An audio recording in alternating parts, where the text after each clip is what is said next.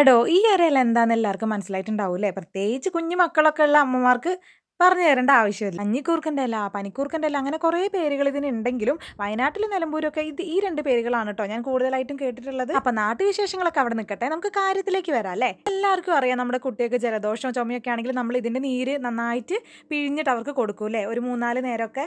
ഞാനും അങ്ങനെ തന്നെയാണ് ട്ടോ ചെയ്യാറ്. മോൻ അങ്ങനെ വരുമ്പോഴത്തേക്കും പെട്ടെന്ന് ഇതിന്റെ നീരെടുത്ത് പിഴിഞ്ഞ് കൊടുക്കും. പക്ഷേ കുറച്ചും കൂടി എഫക്റ്റീവായിട്ട് എത്രയും പെട്ടെന്ന് നമ്മുടെ മക്കളുടെ അസുഖമൊക്കെ മാറാനായിട്ട് ഒരു അടിപൊളി ട്രിക്ക് പറഞ്ഞു തരട്ടെ. അതിനായിട്ട് ഒരു 7-8 പനിക്കൂർക്കൻ്റെ ഇല ഞാൻ നന്നായിട്ട് കഴുകി എടുത്തിട്ടുണ്ട് കേട്ടോ. അതിൻ്റെ കൂടെ ഒരു കുഞ്ഞി സവാളേൻ്റെ പകുതിയാണ് ഞാൻ എടുക്കുന്നത്. അതിൻ്റെ കൂടെ ഒരു കഷ്ണം ഇഞ്ചിയും.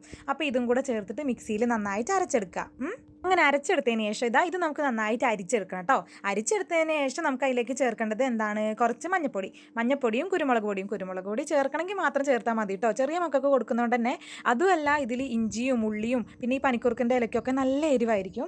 അതുകൊണ്ട് നമ്മൾ ഇത്ര മാത്രം ചേർത്താൽ മതി. ഇനിയൊന്നുമില്ല, ഇതിൽ കുറച്ച് തേനും കൂടെ ചേർത്തിട്ട് നമുക്ക് കുടിക്കാൻ കൊടുക്കാം കേട്ടോ. അപ്പോൾ ഇതാ ഒരു വലിയ സ്പൂണിൽ നിറയെ തന്നെ എടുത്തിട്ടുണ്ട്. മോന് ഭയങ്കര ഇഷ്ടമാണ് കേട്ടോ ഈ മരുന്ന്. അവനങ്ങനെ യാതൊരു മടിയൊന്നുമില്ല, ഒരു മരുന്നും കഴിക്കാൻ അങ്ങനെ മടിയൊന്നുമില്ല. അതുകൊണ്ട് എനിക്ക് ഭയങ്കര ഭാഗ്യമാണ് കേട്ടോ.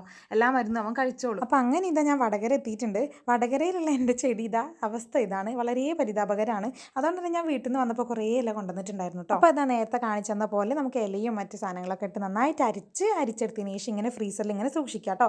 പിന്നെ ഒരു കാര്യം എനിക്ക് നിങ്ങളോട് പറയാനുള്ള എന്തെന്ന് വെച്ചാൽ, ഒരുപാട് കഫം അങ്ങ് മുറുകി നെഞ്ചിലും ഒക്കെ കൂടി കഫം കെട്ടിക്കിടക്കുമ്പോൾ ഇത് കൊടുക്കാൻ നിൽക്കരുത്. ഒരു സ്റ്റാർട്ടിങ് സ്റ്റേജിൽ മാത്രമേ ഇത് കൊടുക്കാൻ പാടുള്ളൂ. ഒരു 5 ദിവസം കണ്ടിന്യൂസ് ആയിട്ട് ഒരു 3 നേരം അല്ലെങ്കിൽ 4 നേരം കൊടുത്തിട്ടുണ്ടെങ്കിൽ കംപ്ലീറ്റ് ആയിട്ട് ക്യൂറായി കിട്ടും.